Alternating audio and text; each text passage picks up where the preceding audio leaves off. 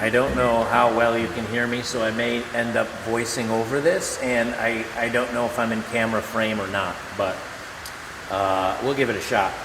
I'm going to show you this steel building here that I'm building. The steel building I'm having built is on a 50 by 50 concrete slab. I'm using half of it for a driveway and half of it for the building itself. Concrete pour came in right around 20 grand. It was very expensive right now, but it's also 4,500 PSI, very thick, and it's enough for heavy vehicles, tractors, farm equipment, things like that. So you probably could get away with a cheaper pour. The building itself is 25 by 50 feet. So it comes in right at 1,250 square feet.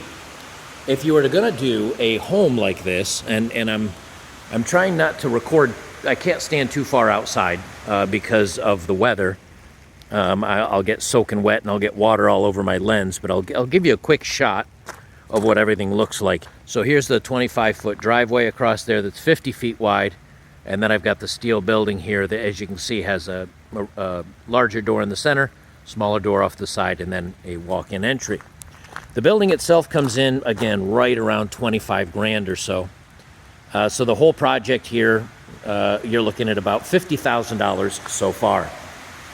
What I originally planned to do is where you have a walk-in door like this area right there would actually be my living room. So you'd have a walk-in area here, and then over there, as you see, I've got a drain for septic. This whole area right here would be a bathroom. So you just have the entrance there, which would come over this way into the main living area, and then off here would be, as you can see, drain right there. So I build up the floor slightly. That's for a toilet and shower and things like that. Being that this is I believe, terminates at 9 feet there, and up here is 12, something like that. I'd have to look at the specs. There'd be plenty of room to raise the floor up a little bit to meet any of the water runs and anything I need to do. Just do a lifted, supported floor for septic and things like that. And then over here in the main area, this would actually be my living room. So right here in this area, I would have a living room, and my kitchen would be right along this back wall here. And as you can see, the roof up there, I'll have to measure it. All right, I just measured it. From the peak of the roof down to the ground would be 16 feet. So I could put my kitchen, let me back up so you guys have reference to where I am here, and probably along either here coming down or on the other side coming down. You could do a stairway going up to a loft up there where I could put the bedroom, which would turn that, I could do that 10 feet, 12 feet by, it'd be, I think this center bay here is about 20 some odd feet across, 22 feet across. So you could have a large bedroom up there. And then over on this side, I could literally just use this for a gym. I could use this for a workshop. I could pull my vehicle in here. I could use this for motorcycle storage. And so in reality, this is 1,250 square feet, but putting in a loft of maybe another 200, 300, 400 square feet of usable space, which would still in the center give you 8 feet of height if I did 8 feet on the bottom and then the loft and then 8 feet up. At the peak would give you 8. Down here it'd still probably give you 5 or 6 feet usable. I could put the loft up there, take it 12 feet out, which would be halfway for the building, would be 12 feet. And then it's, again, like 20 feet across or something, which would be a huge master bedroom. And then here in the living room area, I could just put well, I'd probably do it over here in the front. Now, this was an option. I decided to get it because I am using it as a garage. But if you didn't get this door in here, what you could do is on that wall right there, you could put the wood stove down there in the center of your living room, run the pipe all the way up, and heat the whole place. So you'd want to do probably spray insulation since it's a metal building. You want to do a closed foam spray insulation, and that'll stick right to the metal, give it some strength. And then also any little tiny air gaps like this, where the metal's air or waterproof, but you can see they don't seal it up airtight, of course. But you could do a closed foam spray foam in here. Probably cost you 10 grand if you wanted to. Maybe less if you just did the roof and then put regular closed foam board here up against the wall, and then did a tape seam. Enclosing this, I don't know what 2x4 and what dry board costs you right now, but let's say you go on the expensive side and you're looking at what, 10 grand, 15 grand for the closed foam spray to get you a couple inches in there, and then you want to lay fiberglass over top of that for $1,000-1,500, and then on top of that you do closing it in with 2x4, and then doing, you know, sheetrock or something or other to make it look like a home, and you know, you're probably looking at another 20 grand, 15 to 20 grand to finish the building. And then you throw in a septic tank, pump, your facilities, things like that. It costs you 20 grand running electric to the lot, depending on how far away from the road you are. You know, you're looking here at a fully customizable home for around 100 grand, which seems very expensive. And of course, I'm sure that wouldn't cover everything. Seems very expensive. However, right now when the average home price is going for $375,000, $400,000, that means you could almost put $200,000 into the land. If instead you only got the land for, say, 10 or 20 grand for an acre or two, now you're into a home for a mortgage of $800, $1,000 a month if you needed to finance it. And again, I'm ballparking here, but or if you could afford this outright, now you've got your own land, you can purchase everything, you can live. And, you know, you'd have some customizing to do. Might take a little bit of work, but it'll be a hell of a lot cheaper than a traditional house. Steel buildings like this last, if you take care of them, stainless steel buildings like this can last 50 or 100 years, long enough you'll be on the planet. My plan is out here, I'm going to be putting in solar. I'm going to have a garden. I'll probably, I left some trees in. I don't know if I'll end up taking those out or not. But this you're looking at here is probably half an acre, maybe a little bit more, but probably close to half acre.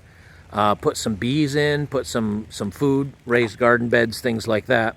And then over here, I'm going to keep this as a garage and a storage place for my tractor, and probably either a home workout gym, someplace to store my trailer, my little cargo trailer, my gym maybe, I don't know, my motorcycles.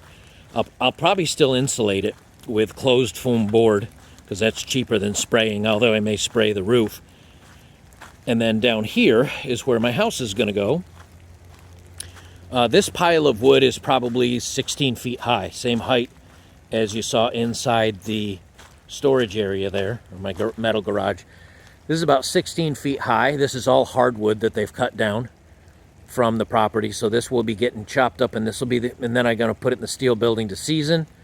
And this will be my heat for the next few years. The timber that was left over here, this is all tar-infused, tar-soaked timber that's been on this land since, I think, 93 when they originally purchased it. And they've never done anything with it.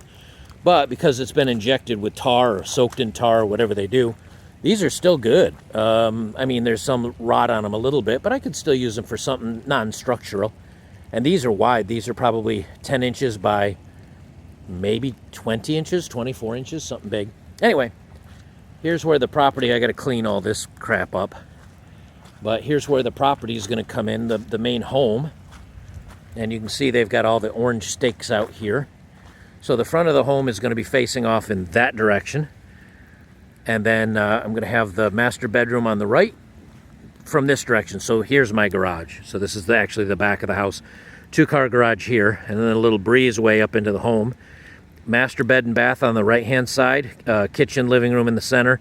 Another bathroom over on the left-hand side, and then coming down below that's where I'm going to be putting the basement. And then on the front, it's going to be 100% porch. And the reason why I did that is I didn't want the porch and the view from my master bedroom and the guest bath. I didn't want that pointing back at any of my steel building and any of that stuff that I'm doing. I didn't want that to be my view. So when I walk outside of the master bedroom onto my screened-in porch, this will be the view. And there's none, that's 18, 17 acres. Because down there I've got a couple acres between that property and I got a couple acres from those properties, and I'll be growing in some evergreens and things so that over the years, next couple of years, I'll have some evergreens come in, and that way I won't be able to see my neighbors. They won't be able to see me, even in the wintertime. Now, in the summertime, there's so much foliage, you wouldn't even know the neighbors exist. But for winter, for now, you can still see them. So, and then down here, where my other 20 acres are, down a hill, slight hill, I'll probably put a gun range. I'll likely put a hiking trail around the perimeter of the property. But the main, and then around this area here, I'm going to have nice grassy, nice green grass, nice yard to sit and enjoy. But up here's where the little farm stuff is going to go. And this is the area that I'll probably be enclosing with a fence. And that way, if I get any livestock, there's animal scat, and that is not my dog's. I don't know what it is. It doesn't look like anything too large. I don't know what fox and that stuff looks like. I did see some pellets out here that looked like it could belong to deer. So anyway, up here, this is what I'm gonna enclose with a fence line, and then this is where I'll put any chickens if I decide to get goats. If I all my any honey, bees, fruit trees. And then behind this building, I actually have quite a bit of space as well that is also usable. I got to find some property. I'll be doing a concrete slab and steel building like this. And then from there, let me try to steady this. There we go. And then from there, the plan is to build out the building myself, and but it'll be bigger. And instead of doing like a huge bedroom, I'll do probably a bay where we can have like a bunkhouse where maybe 10 or 20 guys can rack up, and it'll be bigger living area, bigger kitchen area, bigger everything. And that way we can have some guys out here at the same time, and a carport type thing. And that way we can have an outdoor barbecue area and cookhouse, place to sit outside and enjoy. So that's the plan. That's where I am on my property. That's where I am and everything else. And if you guys got any questions, let me know down below. We'll see you in the next one.